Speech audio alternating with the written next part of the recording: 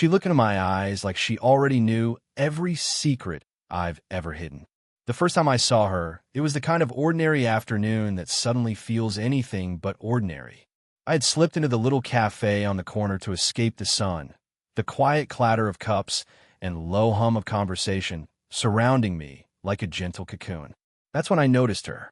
She wasn't doing anything particularly remarkable, yet somehow she commanded the space around her. A soft golden light fell across her hair as she turned to glance at the window, her profile catching my attention. There was an elegance in the way she moved, effortless and unhurried, but what struck me most, what made me stop mid-step, was her eyes. When our gazes met, it was as though she could see straight through the polite masks people wear in public. I felt exposed in the best possible way, like she had glimpsed a part of me I didn't even admit to myself. Her look was steady, curious, almost intimate, and yet it carried no judgment. My pulse quickened, and I realized that in that brief, silent exchange, something had shifted. She moved gracefully toward the counter, her hand brushing lightly against a worn paperback on the shelf. I noticed the faintest pause, the gentle linger of her fingers against the spine, and my imagination insisted that every small motion held meaning, though I knew better than to assume. I sipped my coffee too quickly, hoping the warmth in my hands would steady the flutter in my chest. The cafe was ordinary. The scent of freshly baked bread mingling with coffee, the low hum of quiet conversations, and the faint clatter of spoons against porcelain. Yet none of it registered fully, because I couldn't stop noticing her. Every subtle gesture, the tilt of her head, the way her eyes darted to the books, the soft curl of her lips when she smiled at something distant, seemed to pull me in. When she finally looked my way again, our eyes locked for just a fraction longer than expected. I felt a strange warmth, a quiet recognition, as though she had already read thoughts I hadn't spoken. My heart thumped against my ribs in a way I wasn't used to, and I caught myself hoping, foolishly perhaps, that she would linger, that this moment wouldn't end. And then she walked away, not abruptly, not unkindly, just walking as if she had always belonged somewhere else. And I, suddenly aware of the empty space she left behind, felt the pull of curiosity twist tighter around my chest. There was something unspoken in that glance, a quiet promise I didn't yet understand. As I stirred the last of my coffee, I realized I would find myself returning to this cafe again, hoping to see her once more. Hoping, without admitting it, that her eyes would find mine again and reveal more than I ever expected anyone could see. I hadn't expected to see her again. After that first glance in the cafe, I told myself it was probably a fleeting encounter, a brief, beautiful anomaly in an otherwise ordinary day. But life, it seemed, had other plans. I was wandering through a small art gallery one Saturday afternoon, the kind of place where sunlight slanted across polished wooden floors, and every painting seemed to whisper stories of someone else's life. I was lost in a landscape of muted blues and warm ochres when I saw her. She was standing near a corner, examining a painting with the same quiet intensity one remembered from our first meeting. She hadn't noticed me yet, and for a moment, I simply watched her, captivated by the natural grace in her posture. Then her head turned, almost imperceptibly, and our eyes met again. My heart skipped, stubbornly refusing to settle back in a normal rhythm. This time, it felt less like an accidental glance and more like a deliberate connection, a silent acknowledgement that something had passed between us the first time, something that neither of us could explain yet. I approached cautiously, unsure if she would welcome the intrusion. And then it happened. Our hands brushed. We both reached for the same exhibition brochure, and that tiny, electric touch sent a shiver up my spine. Her fingers lingered just a moment longer than necessary, and I caught the faintest smile tugging at her lips. My pulse raced, not from fear, not entirely, but from the unexpected warmth of being noticed again. We exchanged a few words, brief and casual, yet each one seemed loaded with unspoken meaning. Her voice was soft but confident, carrying a calm assurance that made the room feel smaller, more intimate. The faint perfume she wore, subtle, comforting yet alluring, drew me closer without conscious effort. I found myself leaning in unconsciously, matching the quiet rhythm of her presence. It was strange how easy it felt talking to her. Not flirtatious, not forced, just natural. There was a gentle curiosity in her eyes, a sense that she genuinely wanted to understand, to know without pressing too hard. And I, for my part, found myself drawn to her in a way that was more than attraction. It was recognition, like meeting someone who could see parts of me that even I had buried. As we moved through the gallery together, sharing observations about the paintings and occasional glances at one another, I became acutely aware of the subtle physical cues that connected us. The way our arms occasionally brushed as we passed through narrow spaces. The faint warmth of her hand as it grazed mine while pointing at a particular artwork. Every touch was fleeting, yet charged with quiet intimacy. When we finally parted, it was with a shared glance that lingered far longer than necessary, and a mutual, unspoken understanding that this was not the last time we would meet. I walked away feeling a strange combination of exhilaration and longing, knowing that something significant had begun, though neither of us could yet name it. The next time I saw her, it was in a place that made her seem almost untouchable in her quiet elegance. The small community park where she often sat reading on a worn wooden bench. I had been passing by on a lazy afternoon, thinking of nothing more than escaping the noise of the city, when she caught my eye. She wasn't smiling this time.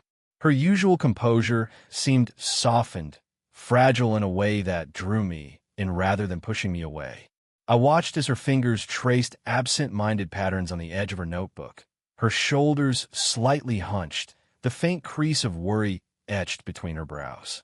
There was something human in her vulnerability, a contrast to the confident aura she usually carried, and I found myself wanting to close the distance, to offer comfort without intruding. I approached slowly, keeping my steps quiet so as not to startle her. She looked up as I drew near, and for a moment, I feared that my presence would seem presumptuous. Instead, there was that same piercing gaze, calm, yet understanding, as if she had already guessed the thoughts I hadn't yet spoken aloud. There was no judgment, only quiet acknowledgement. It was disarming. "I didn't expect to see you here," I said, my voice low, careful, as if speaking too loudly might shatter the fragile intimacy of the moment. She smiled faintly, the kind of small, rueful smile that hinted at private troubles. "Nor did I," she replied, her tone soft, almost hesitant. "Some days are better spent alone, I suppose."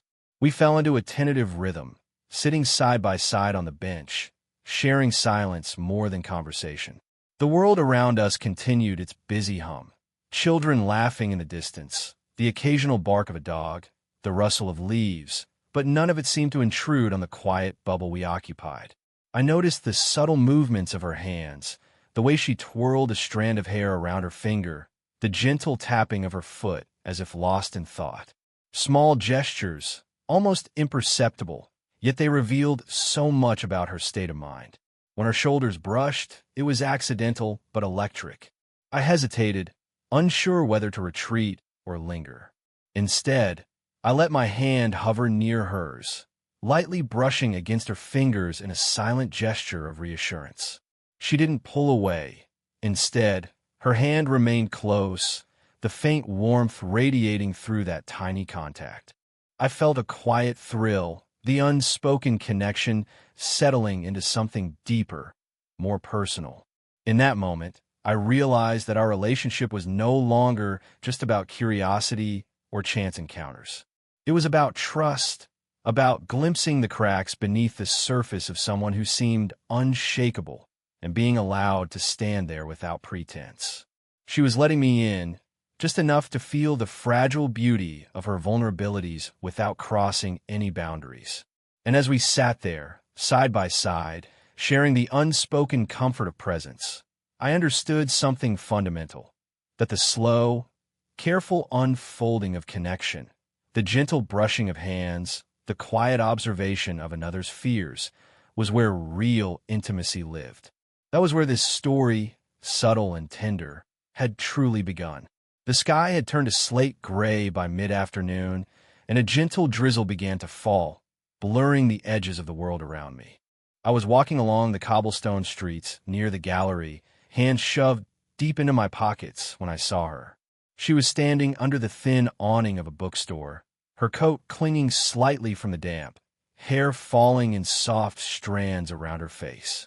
The sight of her, alone yet somehow serene, made the drizzle feel like a private moment we were sharing, shielded from the rest of the world. I approached quietly, careful not to startle her, and she looked up, her gaze immediately finding mine. For a heartbeat, the city seemed to disappear, the rain's soft patter creating a gentle rhythm around us. The tension between us was different this time. It wasn't just curiosity or silent attraction.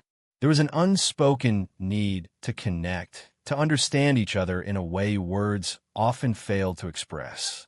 "You're soaked," I said softly, stepping close enough for her to hear the concern in my voice.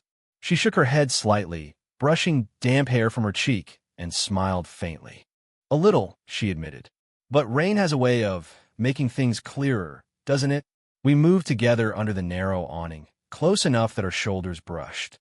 The warmth of her presence felt grounding, and I noticed the faint scent of her perfume mixed with the fresh, earthy smell of rain.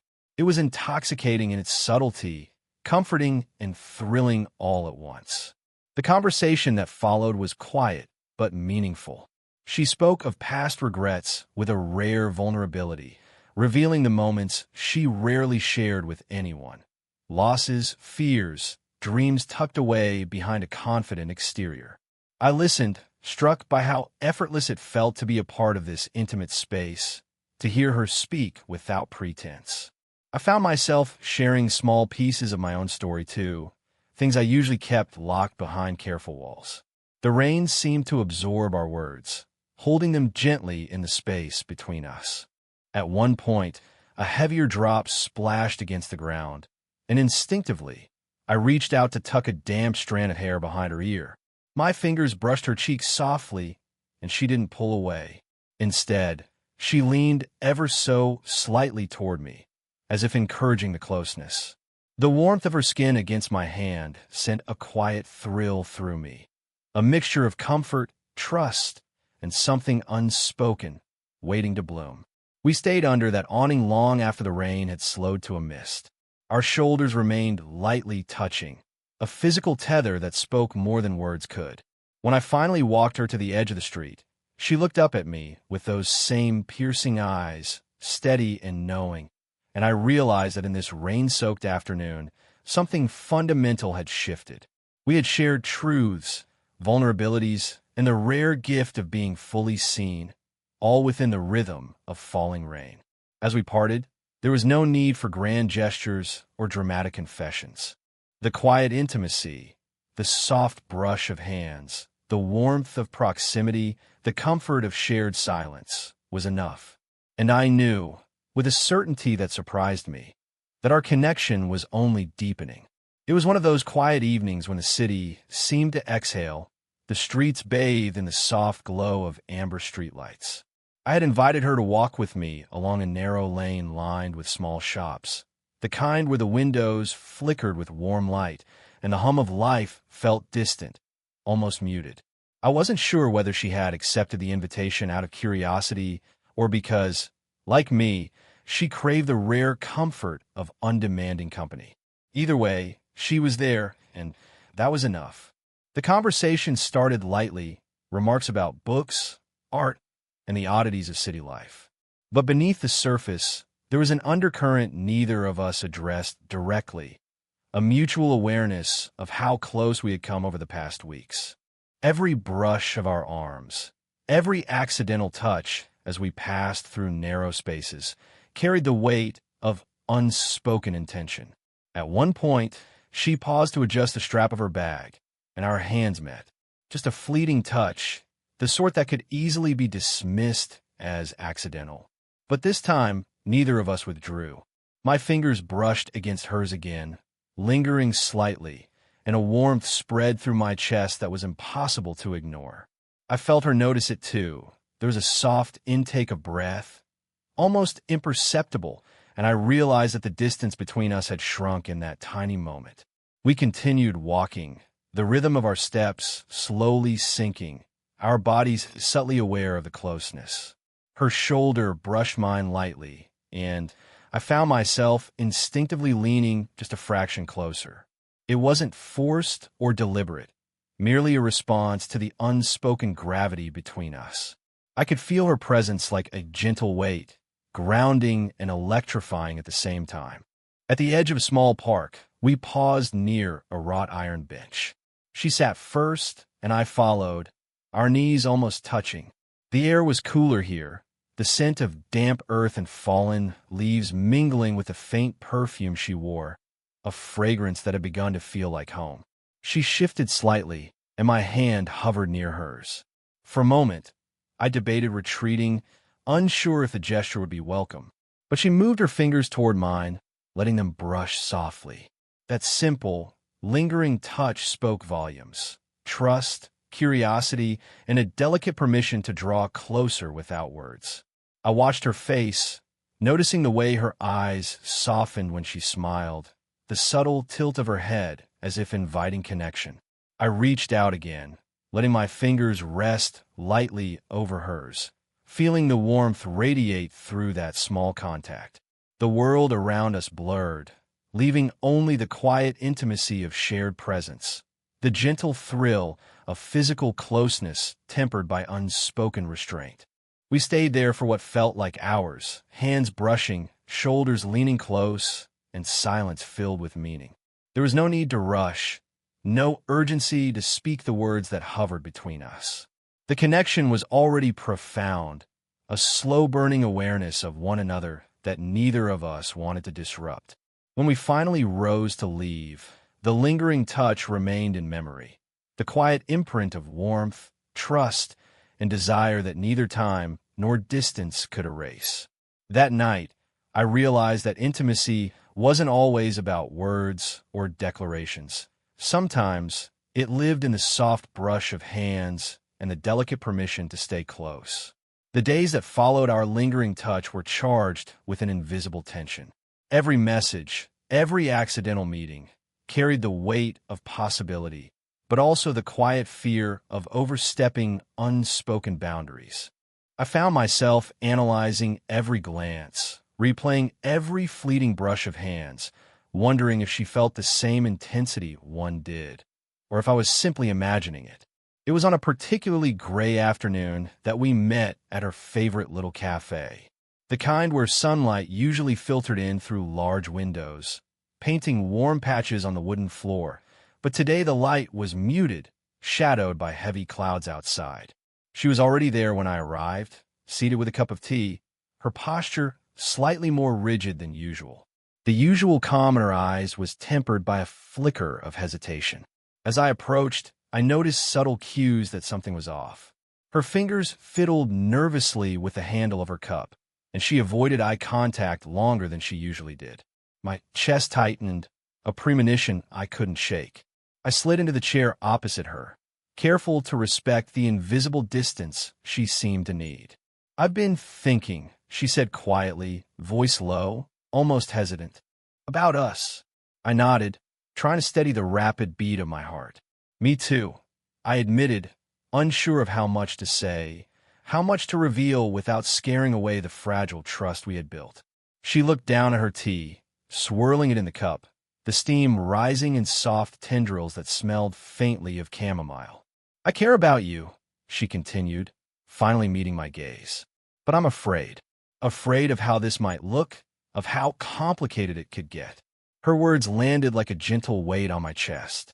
I reached out slowly, resting my hand lightly over hers. The touch was deliberate but careful, a silent reassurance. She didn't pull away, though I sensed the internal battle raging behind her calm exterior. The warmth of her skin beneath my fingers, the subtle tremor in her hand, made me painfully aware of how deeply I had come to care for her. "I understand," I said softly, "and I don't want to push you. I want to be here. I want to understand, to support, and to take this one step at a time, if you're willing."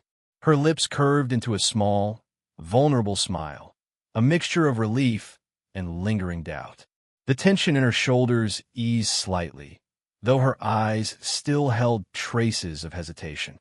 I realized then that emotional intimacy was as much about patience as it was about desire, that the slow, careful unfolding of trust mattered more than any dramatic declaration. We sat in silence after that, our fingers intertwined, sharing warmth and proximity without words. The cafe's soft background chatter faded into a blur, leaving only the quiet acknowledgement of our feelings. In that shared space, I understood that this crossroads wasn't an end. It was a turning point, a test of our patience and commitment. And though uncertainty lingered, the bond between us had deepened in ways neither of us could deny. As I left that day, her hand still resting lightly in mine, I knew that the next step, however uncertain, was worth every moment of hesitation. The evening had a soft, golden glow, as if the city itself was holding its breath for a moment of stillness. I met her at the small park where we had shared so many quiet conversations, our favorite bench waiting for us beneath the sheltering branches of a maple tree. The air was crisp, carrying the faint scent of autumn leaves and the lingering perfume she always wore, a scent that had become a quiet comfort in my chest over the past weeks. She was already there when I arrived, her posture relaxed yet undeniably poised, the calm confidence I had admired all along softened by a vulnerability that only appeared when we were alone. Our eyes met, and for a moment, neither of us spoke. It wasn't necessary. The weeks of shared glances, lingering touches, and slow emotional unraveling had created a language of its own, a silent, intimate understanding that needed no words. I sat beside her on the bench, careful to maintain the delicate balance we had nurtured. She shifted slightly, and our shoulders brushed, a touch so ordinary yet loaded with significance. I reached out, resting my hand lightly over hers. She responded by letting her fingers curl around mine, warm and steady, the slight squeeze of reassurance that we were on the same page, emotionally and physically. We didn't need grand declarations. Instead, there was the quiet intimacy of proximity, her head leaning gently against my shoulder, my arm draped loosely around the back of the bench behind her. The subtle contact was electrifying in its simplicity, a culmination of weeks of slow-building tension and careful patience. Every brush of skin, every glance, carried the weight of emotions we had both been too cautious to name until now. "I'm glad we found this," she murmured, her voice soft and almost vulnerable, a rare crack in the composed exterior she always presented to the world. "Me too," I said, my voice equally low. "I wanted this for a long time, just this with you." She smiled, a quiet, radiant smile that seemed to settle something deep in my chest. I felt the rhythm of her heartbeat against my arm, a soft, steady thrum that echoed the calm joy I had come to feel whenever we were together. Our closeness didn't need theatrics. It was enough that we were present for each other, fully, without pretense or hesitation. As the evening wore on, we watched the city lights flicker to life, the muted hum of traffic and distant laughter creating a serene soundtrack to our quiet connection. We spoke sparingly, sharing thoughts and reflections, but most of our communication was in the gentle contact, the lingering glances, the shared silences that spoke louder than any words could. When it was finally time to leave, we stood together, hands still intertwined. She rested her forehead lightly against mine, a simple gesture that conveyed trust, affection, and a promise of continuity. I pressed a gentle kiss to her temple, feeling the warmth of our connection settle deep into my chest. Walking away from that bench, I realized that our story wasn't about dramatic confessions or sweeping gestures. It was about patience, trust, and the quiet power of shared moments. The small touches, the glances that lasted a heartbeat too long, the warmth of proximity. It was a slow-burn connection that had reached its full, tender bloom, leaving both of us fully seen, fully understood, and quietly, blissfully together.